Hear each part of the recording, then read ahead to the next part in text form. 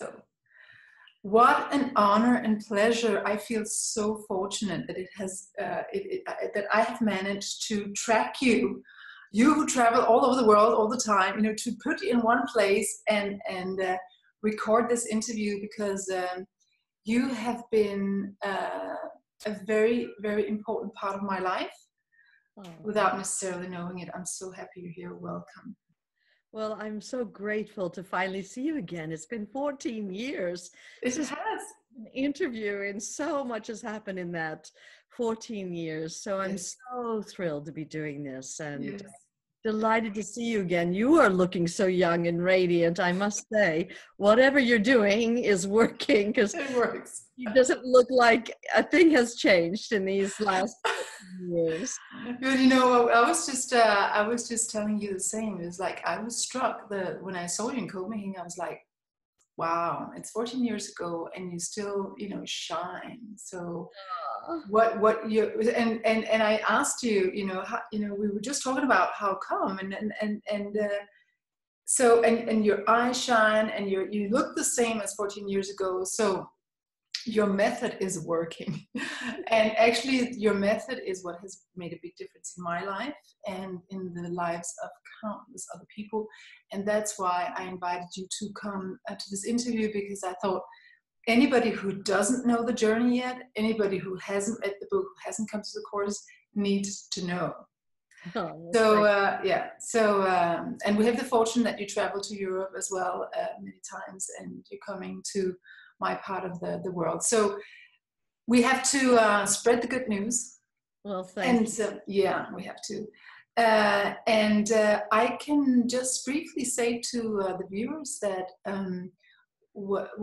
just to give you an introduction. So I got to know about your method, the journey, many, many years ago. I was still living in New York City. Oh, right. And yes, so it's more than, I moved back to Denmark 16 years ago. And what your method taught me was one of the main things it taught me was to experience my emotions. Oh. And so I have instead of running away from them or suppressing them or putting them onto other people. And I want to thank you, because that method came in so very, very handy when my son died. My 7-year-old son died 7 years ago. It has been handy in many cases, but when I experienced big, big grief, what a blessing to know of a method where you can allow the emotions to take you deep down in your well of wisdom and bring that wisdom with you. So here I am, after a tragedy and still having a happy life. And I think your method has been a very important part of it. So thank you for that. Oh, I'm shocked to hear it, and also grateful that during such, they say there's no greater pain than losing a child, and that you were able to open and welcome the grief and even open deeper into that pain, into the peace that's in the core of all suffering. That is, revelation in and of itself. And I really honor you and blown away by the healthy way that you allowed that natural process to happen, and the peace and joy that you found since that time. Yeah, and that's why I think it's so important that we all know that method, because why are we not taught in school to deal powerfully with our emotions? After all, our emotions is like a part of our everyday life all the time. So it should be mandatory. And speaking of, we need to know how you found that method. And I know that you also found that through actually a tragedy in your life, through illness, through suffering, which is interesting for all of us to notice that in the biggest crisis lie the gem, the gold that we can dig out. And you found some gold that you have shared all over the world. So please, I know you've told that story a zillion times, but we have to hear, how did the journey method come about? Well, originally it came about when I was 39 years old. I'm 65 now. And I ended up being diagnosed with a basketball-sized tumor. And I was already in the health field and in the healing field and the personal transformation field. And it was the last thing I ever expected to have happen to me. And part of the gift of my own healing journey, and I healed in 6.5 weeks' time, is I found a means for all of us to go on our own healing journey deep inside to certain cellular locations. And one of the things we know about the emotions is that science has found when you feel a strong emotion and you repress it, it releases a quantifiable biochemistry into your bloodstream, which will go to certain cell receptors and block them, rendering those cells incapable of communicating with the rest of the cells in the body. And if over time illness happens, it happens where the cells are blocked. And conversely, what's also known to be true is that when we feel our emotions openly and freely, very naturally, like a child does, our cell receptors remain open and they can watch this in a laboratory. And so part of the gift of my own healing journey is I found a means for all of us to go inside and literally uncover these blocked cells. And the cell memories that are stored in you, that old repressed pain, the shame, the blame, the hurt, all of that we experienced at the time, and no one gave us a manual how to deal with that pain. And so what do? We did what most of us do when something big happens, something strong happens in our life, we shut down. And then that biochemistry is released, goes to the cell receptors and blocks them. And what the journey is it takes you inside to those blocked cells to uncover the stored pain there, to release what's stored there, to understand what's taken place in your life, and ultimately to forgive, so that you can finally let go of the whole cell memory, the consciousness, so that when new cells are born, they're born devoid of that old consciousness as new regenerative cells. And so since my own healing journey, I never knew it would end up being a method that's being used around the world. And right now we offer seminars in 39 countries, and it's also translated into 24 languages. And so people all around the world are using the journey to heal their lives, both physically and emotionally. And like in your case, when something happens and we don't have the tools to deal with it, the journey gives you gentle, very powerful work that gets radical results and can bring you home to the peace inside yourself. So that was originally my story from a long time ago. And obviously the work has evolved over the time, expanded, gotten more user-friendly. And since that original book, The Journey, was written, I've written 6 books in total. And so it's to give everyone the method so that they can undergo their own healing journey. I find it so extraordinary.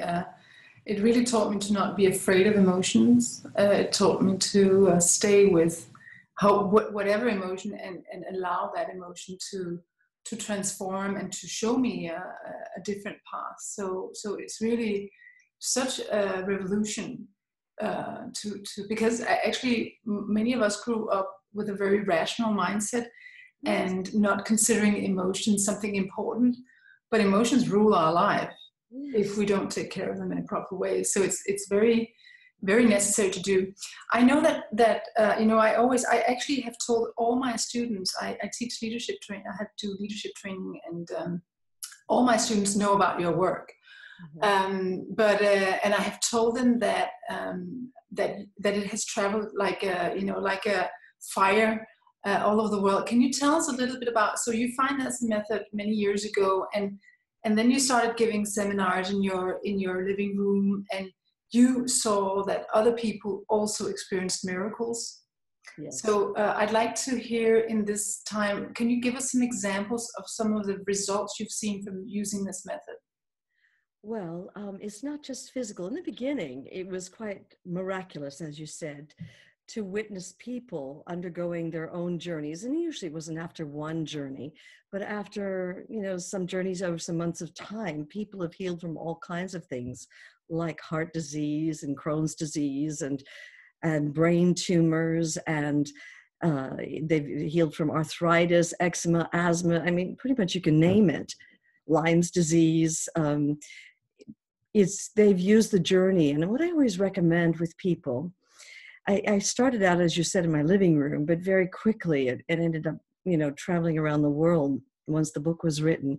And then I got invited to speak in cancer centers by, medical profession, because though they were still using chemotherapy, people would be undergoing chemotherapy, but they'd also use the journey while they were getting the chemotherapy. It's intravenous. That's why I'm holding up my hand. They'd close their eyes and get a physical journey to get to the emotional corollary of what was part of co-creating the illness in the first place. And I can remember I was in Byron Bay, and just to make this very, very practical, I ended up having a scuba diving accident.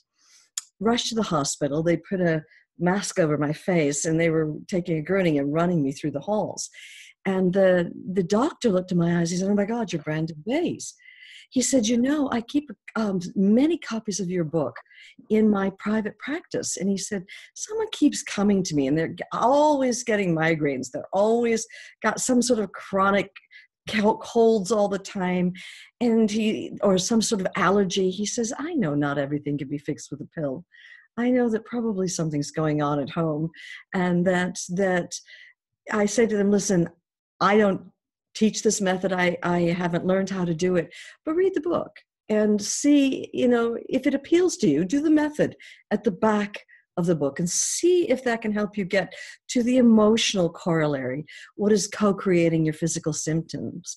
And I said, "Oh, well, thank you very much," under the oxygen mask. But I think the reason doctors are so open to using the journey is because the CDC, the Center for Disease Control, has put on its website that it feels that 85% of all illness has an emotional basis. And the reason they can say this is because of all the work they're doing in the field of cellular healing. And so they're very grateful, actually, for work that can help people do this work alongside the wonderful work that they're doing. So often I'm speaking at integrative medical conferences, with medical doctors about how to incorporate this work alongside whatever work they're doing with what they have learned in the medical field. And I always say to them, do not give up all the teaching you've learned. Just feel free to use this, because our emotions do contribute, they know this scientifically, to the physical illnesses. And so, of course, over the years, working with doctors and with ministries for education, they were using this in schools. And the reason I share this is because, people think, "Oh my God, my emotions, what do we do?" Most of us, we feel our emotions. It's like we feel an emotion, smoke it away, drink it away, get on Facebook, get on Google, surf the net, call a friend, watch a movie, go to the movies, almost anything but feel our emotions. And actually the emotions are the gateway to your own soul. It's deep in the core of any strong emotion. You will find a vast field of peace, of stillness, that is your own essence. And I was working with the Ministry of Education in Israel, and I originally got invited to Israel by the rabbis of the Jewish tradition. And they felt that this healing work should be in every Jewish household, because it's also a teaching of forgiveness. And they felt that it was something that belonged in every Jewish household. So the Ministry of Education, the head minister, she found out about the journey, underwent the whole practitioner's program, and then said, "I would like for our whole ministry to experience this." But she did something very different than the other ministries of education that I've worked with. Usually when I've worked with other ministries of education, they've had me train the teachers who then give this work to the children on a regular basis. But she said, "We're not willing to have our children undergo this work unless we in the government have experienced it." And so she asked that there be a year-long training that was offered to the Ministry of Education. And at the end, there was a year of this year-long training. She got 40 of the ministers together. So the Minister of Finance, the Minister of High Schools, of grade schools, of guidance counselors. So the heads of all the different areas for the school system in Israel. And there were 40 of them together in a big circle. And I went to the ministry buildings in Tel Aviv. And she said, Brennan, I don't want you to speak. I just like to begin with for you to hear everyone else's experience. And one woman had shared that even without drugs or surgery, she healed from breast cancer using the journey. And another woman was sharing that she went through a very acrimonious divorce, but she came through it feeling at peace with her own self and felt it was a very conscious way that they ended up parting ways. But the one that touched me the most was the one who had an emotional issue. And because many of them shared that they had had physical issues that are now finished with. And she said, you know, Brandon, I don't have a physical issue. She said, I just have so much anger in my life. She said, I've been walking these ministry halls for 18 years, and I have been so stressed out. I'd gotten to a point in my life where I had started to hate my life, hate myself. I come home at night from being stressed out in this government building every day for 18 years. I have 8 children, and of course they're trying to replace those lost during the Holocaust. And she said, I have to cook the meals for 8 children and my husband, and then of course the children arrive late at dinner. I spend my whole time at dinner shouting at my children that they're eating cold food, and that when I ask them to come to dinner, they should come to dinner. And she said, and the next day I'd wake up and it's just more of the same. And she said, I started to hate myself. And I just spent my life in anger. I go to a committee meeting here in the governmental buildings, and all I do is argue. And we'd make an appointment so we could have another committee meeting so we could argue some more. And she said, the first time I did my journey process, she said, I got to the emotional root cause of what was driving my surface anger. And that day, I cleared it out at that deepest level, and I finished with it. And she said, that night I went home, my kids were late for dinner again. And I thought, who cares? Who cares if they're late for dinner? So they eat cold food. It's still good food. And she said, my youngest, who was 8 years old, she said to me at the end of dinner, she said, Mommy, where did all the anger go? And she said the next day I got into the offices in this building, and I went to the committee meeting, and I looked in everyone else's eyes, and I could see that they were shining. We got more done in that committee meeting than we got done in the last 10 committee meetings. And she said, because we'd all cleared it out at that deepest level, at the level of the infinite intelligence, at the level of the soul. And she said, when you clear it out at that deepest level, your surface emotion doesn't even make any more sense. And so I loved her sharing, because she's speaking all of our story. And, you know, if I had to say, what is the journey in a nutshell, the best way I could describe it is to say that we, all of us, come into this world as this radiant, shining diamond, absolutely whole, completely free, where we feel ourselves to be one with all of existence, with all of life. As a matter of fact, science has found that when we are born and in the first few weeks of our life, the infant feels itself to be this vast field of love, of peace, of oneness. And when mother's hand comes before its eyes, it actually experiences mother's hand as being part of itself. That's how vast this love is, where we feel part of the all of existence. But unfortunately, this radiant love this vast awareness, this enlightened awareness that we came in as, it gets covered over with a series of lies, pain, and shutdown. And it can be something very easy, like you're 3 years old and you're crying about something, and your mother says, come on, come, come. We've got to dry our tears. We've got to get you to the daycare center, off to kindergarten. And suddenly the little kid gets it. Oh, I'm not allowed to feel, at least not the emotions that have tears. And the first involuntary, internal shutdown happens. Or I can remember I was 8 years old, and for those that have read the book, you know, I came from a very domestically, brutally violent background. And part of the way I used to escape was into my children's books. And of course, when you love something as much as I loved reading, you become good at it. And so I became a good reader and a speller. And when I was 8 years old, I got chosen for kind of a stupid contest that we have in the United States called a spelling bee. And we got all the schools in the whole county together into a stadium. And so all the school teachers, all the students, all the parents were in this stadium. And I'd been chosen to represent the third grade, the 8-year-olds. And I was on stage. And I spelled already 3 difficult words. And then they gave me one of the easiest words in the English language, the word fleet.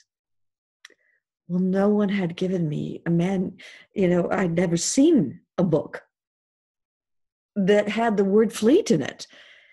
And I had seen the word flea, an insect, right? And I stood there and said, F-L-E-A-T. And the whole stadium was hushed. And then it erupted into laughter. Mm. And no one had given me a manual. How do you deal with that kind of mass humiliation in front of your friends, in front of all the parents, all the school teachers? And I looked at my mom, and she was sitting in the third row in the audience because the parents were given the best seats. And I looked to her for support, and she just shook her head as if I was the greatest disappointment in her life. And she went, oh my God. And internally, this wall just came slamming down inside of myself. And I went to go stand at the back of the stage with the other losers. And that day I decided I was so stupid that all anyone would ever do was laugh at me, that I'd never be good at anything. And this shutdown just happened. And we have layer upon layer of these shutdowns. I can remember I was 16 years old, and I tried to impress a crush. I had a crush on a boy, and it was the first crush I ever had. And I tried to impress him. And of course, you try to impress someone, you make a total fool of yourself. And I watched the first love of my life literally running out of my life, and I was running after him. And of course that day, I decided I was so unattractive, I was so unlovable, that no one I was attracted to would ever love me, that I was just not lovable. I was not worthy of love. I didn't deserve love. And it's like this in life, layer upon layer upon layer. And then when we get to be adults, this whole mess is covered over with this polished veneer that we present to the world, where we're saying to the world, it's okay, I'm an adult, I'm reliable, dependable, you can count on me. And, we're putting that out to the world. And then we wonder why it is everyone thinks we're so full of, and you can finish that sentence. And then if you get to be very lucky, I have been more lucky than I could possibly thank life, the universe for.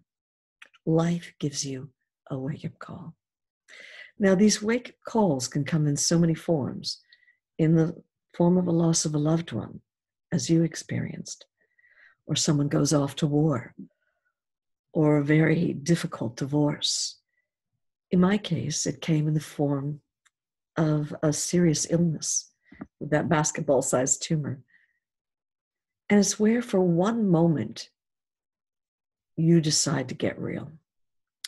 And you crack through this polished veneer, this false identity, this mask that you've been presenting to the world. And you end up opening spontaneously down through the layers of the lies and the pain and the shutdowns and the blocks. And eventually, if you keep opening, as you said so beautifully, you end up opening into a vast, boundless field of love, of peace, of freedom. And you feel yourself to be part of and in everything. And you realize that this field of love, this peace has been there all along. Only like me, you bought into all the layers that covered it and blocked it.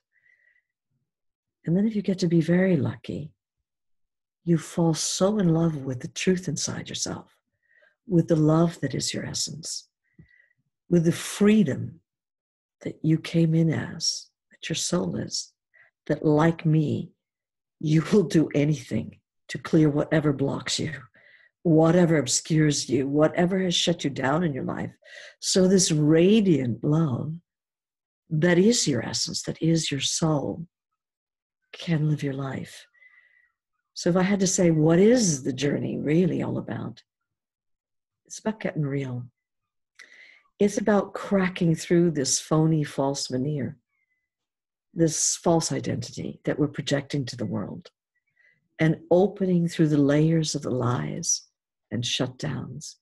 And eventually you open into your own soul, which you experience as an enlightened awareness that's part of all of existence.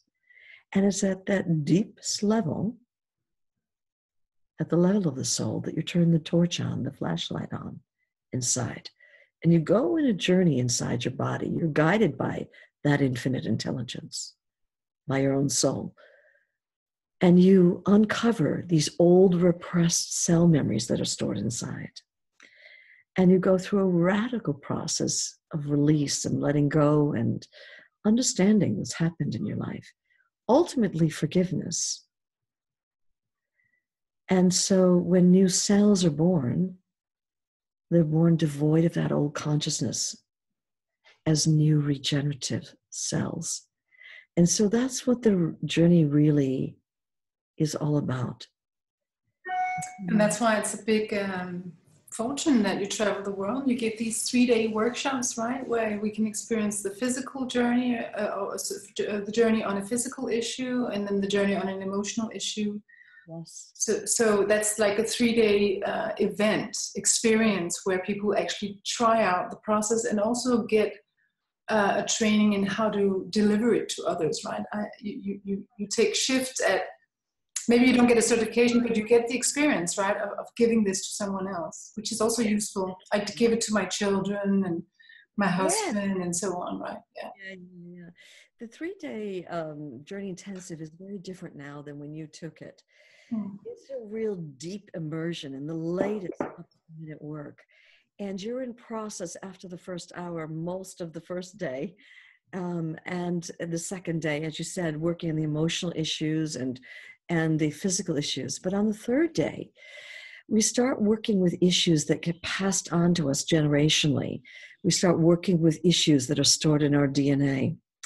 And the first time I went to Germany, there was this man there who, when he did his physical journey, he went inside his heart, and the cell memory that was stored there wasn't his own.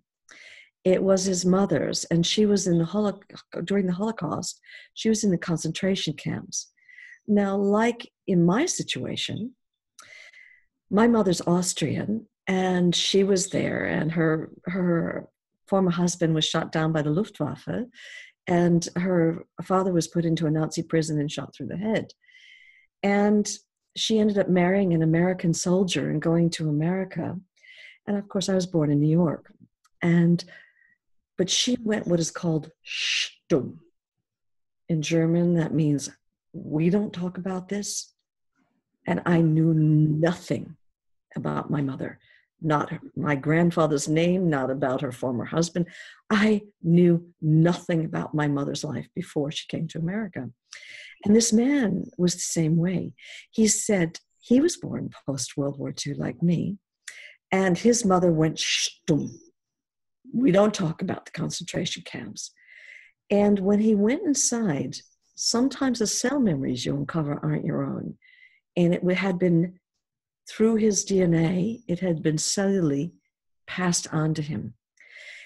And he went through the process of the journey of releasing and letting go all of her stored pain that had been passed on to him cellularly, and came to complete release and letting go and forgiveness.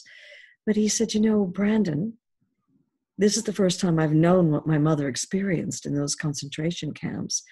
And he said, but even though I never knew before until this moment, he said, it's like I've had this lid over my life. And he said, it's like because I was born post-World War II, I did not have permission to really fully live life fully. I couldn't be crazy and fun-loving. And, it's like I had this lid over my life. And I asked, there were 240 people in the room, and I asked, how many of you feel that way? And every one of them raised their hand. And I looked at my life, and I had grown up in a country that was supposedly all about freedom. But I realized I'd grown up with a lid over my life, and that I was coming to Europe not only to serve in the healing and awakening there, but for my soul's own healing journey.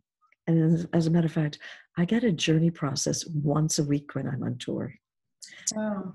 Yeah, I never want to be so arrogant to say that I've got it all handled. I know there's more than one cell memory stored inside this body, and I feel it's a privilege to clear whatever block that obscures me or holds me back on any level.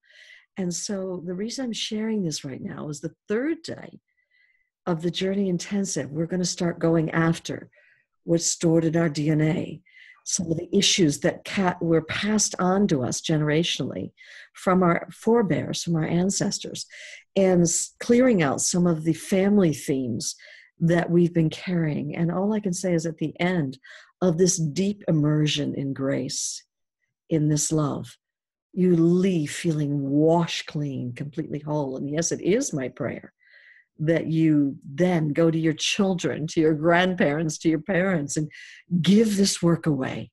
Just help take the lampshade off your family's life, off your friend's life. It is my prayer that you learn them so deeply that you can use this method not only on yourself on a weekly basis, but with other people. And so that you can help people to liberate their lives and to come home to the love that is their essence. So I'm really excited that I'm going to be coming to Stockholm to give an intro coming up soon. And also in Denmark, I'm going to be giving the 3-day immersion in grace. So I'm going to be in your part of the world giving the Journey Intensive. And then also I'll be coming back, I think it's September, October time of this same year, coming to Stockholm for the first time in many, many years. I got pulled around the world to some of the countries who could never get access to this kind of teaching. And so I'm so thrilled to be coming back to Stockholm and to be with all my Journey beloveds and to dive in again with this very brand new, fresh, and very deep immersion for the 3-day Journey Intensive. I am so impressed that you have been so much in integrity with your method that since you discovered it, you have not stopped sharing it for one moment. I mean, it's so dedicated, and I think this leadership it's beautiful to witness it have its effect. I would love if you could share where this is used, because I know that the Journey is used in South African schools, in hospitals, in prison. I mean, tell us a little bit about where has this been Well, spreading? we have a humanitarian organization called Journey Outreach, and we've had over 100 projects around the world. And we've had projects with indigenous communities, so like the Aboriginals in Australia, the Maoris in New Zealand, over 100 projects in the whole African continent, and South Africa, Zimbabwe, Botswana, Zambia, Namibia, Kenya. And we have been working with the First Nations people in North America. So with the Canadian, original people that were originally there, they have had it passed by the government. So they're using this work to clear some of the abuse, the addictions issues that, pretty much their land was taken from them. And in the 1950s, a terrible thing happened where in America, Canada, and Australia, in the 1950s, it was decided that the First Nations people were not capable of being good parents. And so all the children were taken away. Oh my God. And brought up in white schools in the big cities. Now, you can imagine as a mother what that would feel like. And the amount of rage, and of course, reaction to that rage, is the amount of addiction and abuse and drug abuse and substance abuse and all kinds of abuse that happens. And so the elders of the First Nations community in Canada got governmental dispensation, and there's ongoing projects happening there all the time. We're also working with orphanages in India. There was one little girl who's really my inspiration. She was from a middle-class family, but the father died. Mm-hmm. And that meant that the mother had to try to make a living any way she can, and she had to turn to the streets and become a lady of the night, which meant that, she suddenly from middle caste completely into the untouchable. And she was stabbed to death in the streets, and this 5-year-old little girl, she managed to get her mother into a cart and tried to drag her to the local hospital, and got some help from street kids to drag her there to the steps. But when they looked at the mother, they said, no, she's an untouchable. She's an Adivasi. They're not allowed in the hospital. And she watched her mother bleed out on the streets of in Delhi. And she couldn't speak from then forward. And so there's an orphanage there. We have, with several orphanages that we work, where we've trained the social workers there in the journey work. And we were first approached by this orphanage because he said, I've got shelter for the children.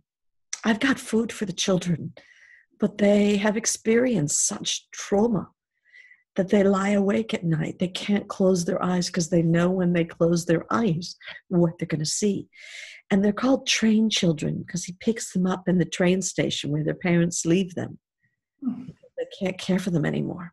And he said, I have their physical needs taken care of. What I need is emotional tools. And so Pooja, when I first met her, she looked hollowed out and vacant in her eyes. I met her when she was 8 years old, 3 years after it had happened. And by the time I met her the next time, 2 years later, she had filled out, was blooming, had shining eyes, and she was learning to sing, to dance. She started being very scholastically intelligent at school, and she was shining. And so for me, I feel if people's physical needs are being taken care of, then every single soul needs to have these tools to liberate their lives and come home to a sense of peace and well-being, which is what the journey is all about. So I feel very invested in these programs. As a matter of fact, some of these orphanages are actually written into my will so that if anything happens to me, we can carry on doing the work. in some of these orphanages. And so it's extraordinary to watch the children be potentialized. Now, obviously, Journey Outreach has been used in prisons and by ministries of education around the world. But it's really people who would never get this work, couldn't afford a book, let alone get this teaching, who are my inspiration. And that's why we give this work away to them around the world. And so, yes, it's being used all around the world. And what I've learned, it really doesn't matter your cultural background. It doesn't matter what your religious beliefs are. It doesn't matter what kind of schooling you've received. Everyone is capable of coming home to this infinite intelligence, to this vast, boundless presence of peace inside. And everyone is capable of taking the lampshade off their light.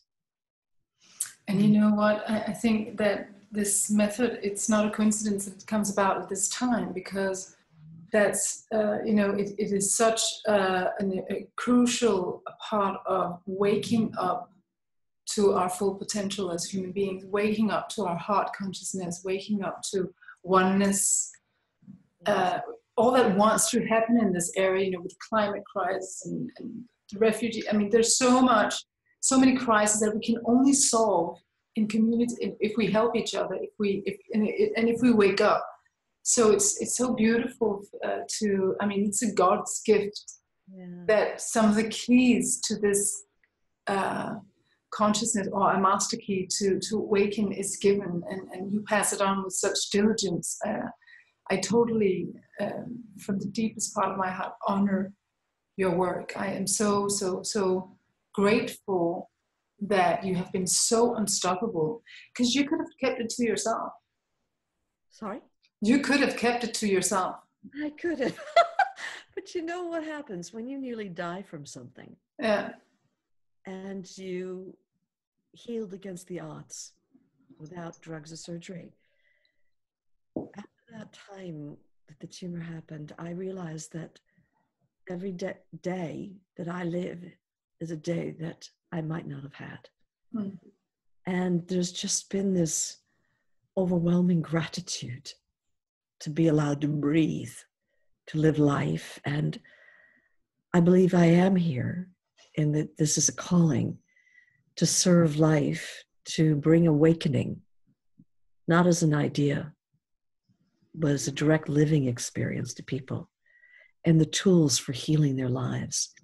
And obviously the journey has been widely known now as being a tool for liberation, a tool for awakening to your own divine potential in a direct, experiential way, and also as a tool for healing every area of your life in a very, again, direct, practical, and experiential way, not as some pretty aphorisms, some lovely, wise ideas.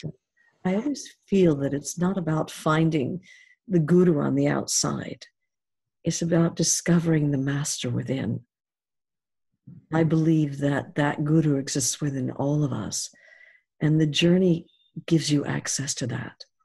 Only you can know what's stored inside of you. Only you can do the work to clear whatever blocks you, whatever obscures you, whatever holds you back on any level of being. And only you can heal your life. And so I feel that the whole reason I breathe, that I'm here, is to serve life in awakening and healing. And so, yes, there's a huge, not just dedication, but passion. Yeah, it's very felt. Every time you speak, I'm like, oh, now you have to tell the whole story again, but you do it as if you told it for the first time. It's always with such passion. I really hope that some of the decision makers of the world are listening to this. I hope that some company leaders, some educational leaders, some health leaders are listening to this, because we could save so much money and so much effort Yes. if we had more awareness of the variety of tools and not just, Yes. just trying to solve our new problems in the old ways. So I hope that people of influence are listening to this and taking it to heart. I just want to, mention this before we end, because I am part of the population that tried everything to heal my son, including the journey. I did the journey on him, I did it on me, on his father. We did all kinds of miracle things. And actually, my son did not die of cancer. He died of a side effect from one of the healing modalities we had used. But I just want to talk a little bit about, just very briefly, about, some people don't heal.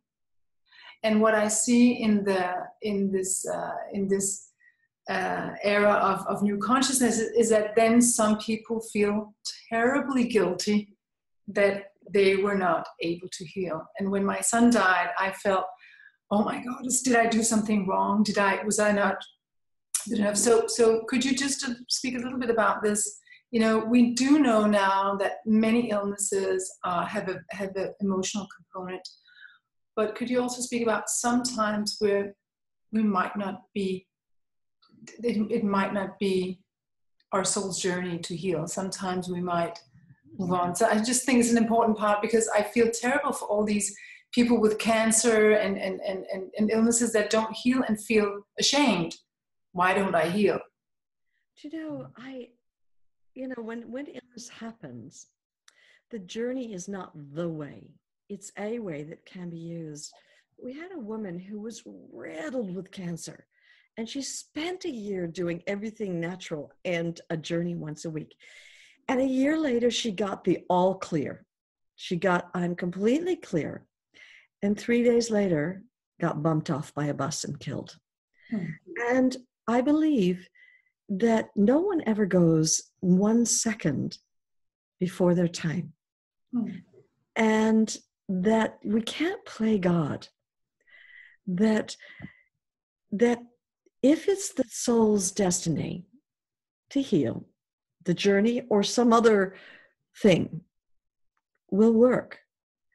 And if it isn't, if part of the illness is part of what their soul had to learn in this lifetime, then you can do everything on the planet, and it wasn't the destiny to heal. And people often ask me, I go into very dangerous situations, into ghettos, like I'll have in Africa, where I'll have 5 white police cars taking me and my team into the middle of a 3 million person ghetto.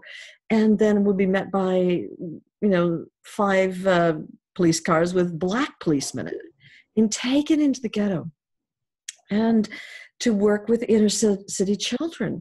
And people ask me, how could you put yourself in so much danger? And I always say the same thing. I don't believe that I will die until the exact moment I am meant to die. And so if I'm not meant to die there, I won't. And if I am meant to die there, then I will. So I don't believe that I can stave off death or I can play God with the journey. It's why medical doctors like working with the journey, because we're not saying use this instead of whatever method you want to use. We're just saying use it alongside of whatever chosen method you've chosen. And ultimately, if none of the methods work, chemotherapy, radiation, journey work, there's a way in which, in my direct experience, I believe it was not their time to heal. It was their time to go. There's this medical report in case studies of 10,000 case studies of people who healed what is called, in medical terms, spontaneously. They have this medical textbook in the United States. And there's one woman who was in a hospice, and she was expected to die within the next day. And so a hospice is a place where, when there's nothing more the medical field can do for you, they let you to be made comfortable so that you can pass comfortably. But there's nothing more that can be done for you. She was in her 70s. She woke up in the middle of the night and there was this bright light. And she felt it was like it entered her molecules, was the only way she could describe it. And when this light came into her body, she got the knowing, I don't think it was through words, but somehow the knowing that it wasn't her time to go, that she had a purpose in being here. And she actually heard the words arise in her awareness. It is not your time to go. The next morning, she's in hospice. They end up doing all of her tests and they can find no evidence of any cancer. And she lived another 12 years. Wow. Because life needed her for whatever reasons. So I can't know the mystery of life. I certainly don't know the mystery of death.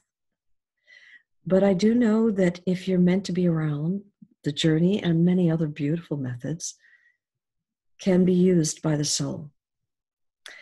And if somehow the body's meant to go, you can use all the methods on the planet and it's going to go.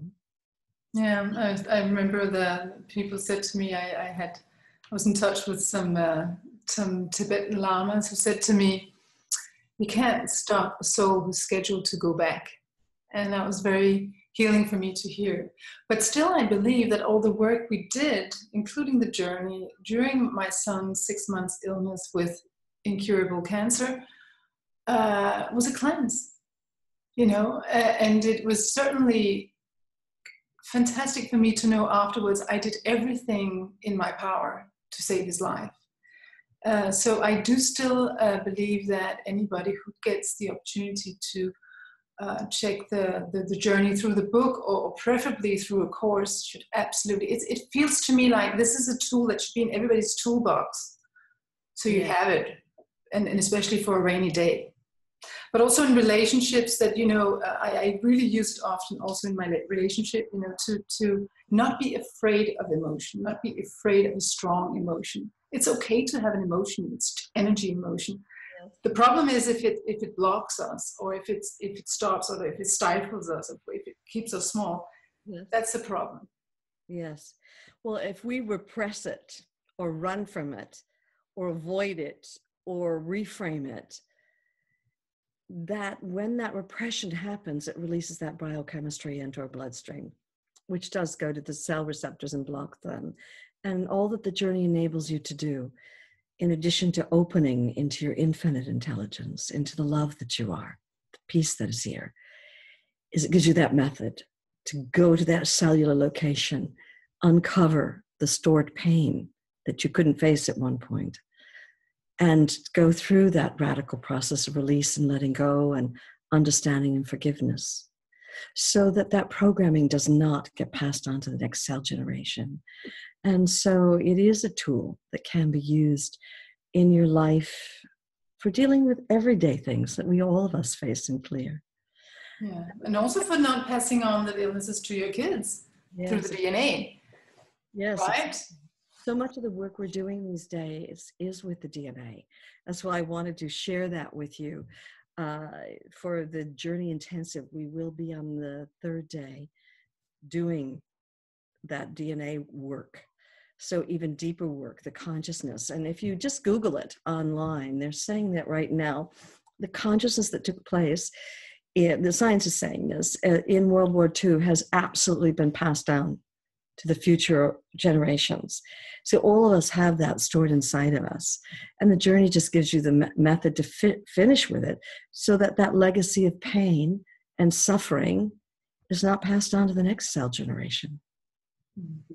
So many reasons to do the journey, and thank you so much for sharing them. And I hope that the people who listen to this will not have any doubt whatsoever in their mind that this is a very, very useful method.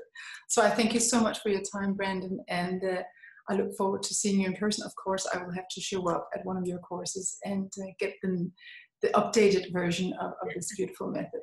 So Yeah. thank you so much, beautiful soul. Thank you for your work for humanity. I am so grateful. Thank you so much. And many blessings in your beautiful work. Thank you.